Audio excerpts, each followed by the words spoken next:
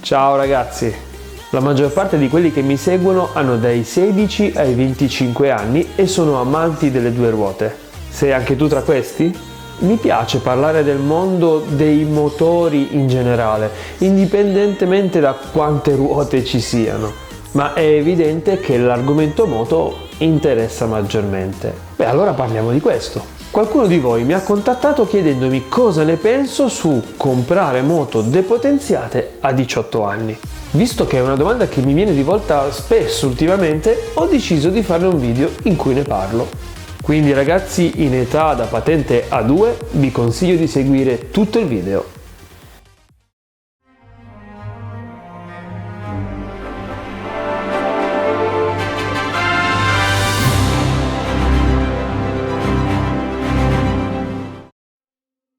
Se anche tu vuoi scrivermi o rivolgermi delle domande, puoi farlo attraverso Instagram, Telegram e Facebook.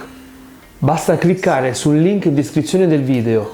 Appena posso rispondo a tutti. Allora, iniziamo parlando della patente A2.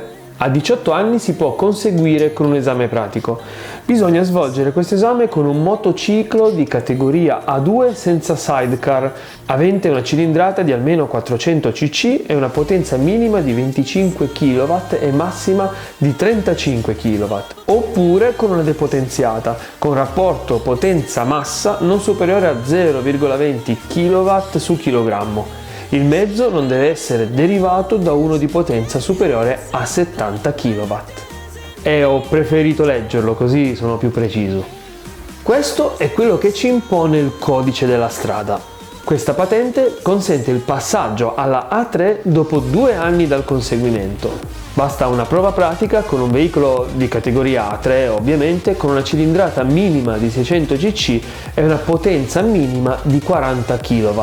Se invece non si possiede la A2 bisogna aspettare 24 anni di età per poter conseguire la patente A3 e quindi già troviamo un primo vantaggio nel prendere la patente A2. Si può passare ad una categoria superiore con ben 4 anni di anticipo. Non è poco. Un altro vantaggio della patente A2 sta nel fatto che si può utilizzare una moto depotenziata e una volta presa la patente A3 si può ripotenziare e quindi torna ad essere una moto normale. Ma perché diciamo questo? Come si depotenzia una moto? Con le moto moderne il depotenziamento non è invasivo, non si tocca il motore, che rimane originale, quindi in futuro può continuare ad esprimere la sua vera potenza. Ora ti mostro i metodi usati per depotenziare alcune moto. Queste sono foto di 2 modelli di Ducati Monster depotenziati. Quello che vedi è una specie di blocco che impedisce alla valvola dell'aspirazione di aprirsi al 100%. Quando il cavo dell'acceleratore tira sulla valvola, la fa fermare, la fa bloccare prima che si apra completamente. Quindi è come se non aprissi mai il gas fino in fondo. In effetti la corsa del gas è anche ridotta. In questo modo il motore è come bloccato una volta arrivata alla potenza desiderata, cioè 35 kW, e sono circa 47 cavalli. Questa invece è una Yamaha MT-07 e come puoi vedere c'è qualcosa di simile che ha la stessa funzione. Anche questo impedisce che il corpo farfallato si apra completamente. Questi sono depotenziamenti fisici che vanno letteralmente a fermare l'acceleratore, ma su alcune moto invece si interviene elettronicamente in 2 modi. Quello che vedi è un cablaggio che viene aggiunto alla centralina elettronica della Kawasaki Ninja, la 600. Questo ha la stessa funzione dei blocchi che hai visto poco fa, solo che lo fa intervenendo elettronicamente. Quindi apri il gas al 100%, ma il motore ti dà solo 35 kW.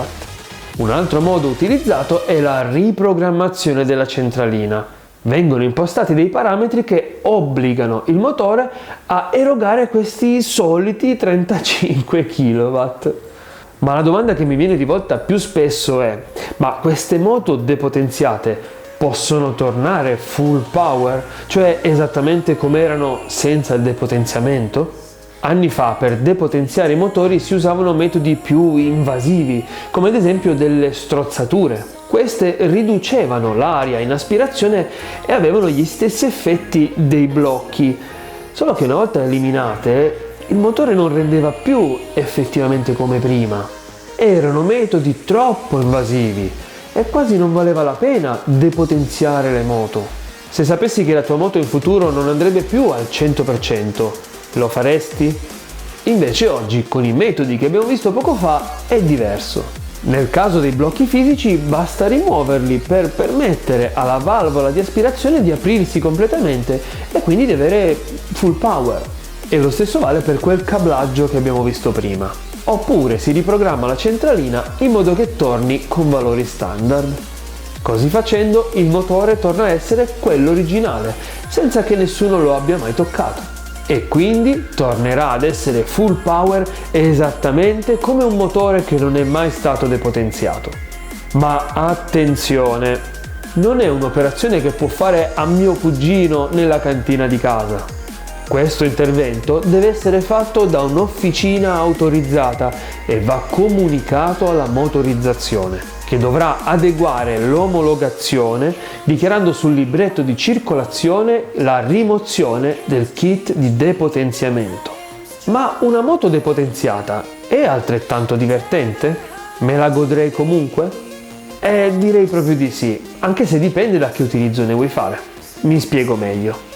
Se useresti la moto per strada, nelle curve, sui passi di montagna, 47 cavalli sono più che abbastanza per divertirsi e godersi le due ruote.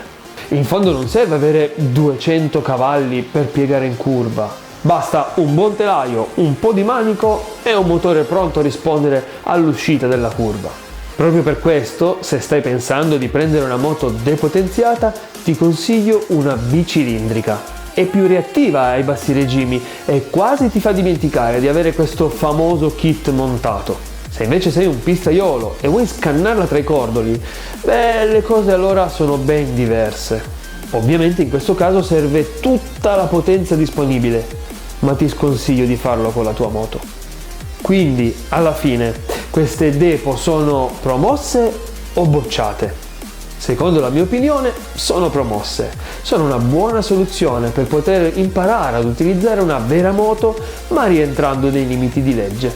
Anche perché dopo un paio d'anni puoi continuare a goderti una moto full power, ma che già conosci bene. E questa non è una cosa da sottovalutare. Mi raccomando, che sia di cilindrata piccola o grande, depotenziata o estrema, ama la tua moto e trattala bene. Solo se le presti le dovute attenzioni sarà un mezzo sicuro da guidare. Se invece la trascuri, diventerà ancora più pericolosa di quello che già è. E tu, hai o hai mai avuto una depotenziata? Ti va di scrivere la tua esperienza a disposizione di tutti? Fallo qui sotto nei commenti. Ancora una volta ti ricordo che se hai domande o richieste puoi contattarmi sui social e intanto ci vediamo su strada.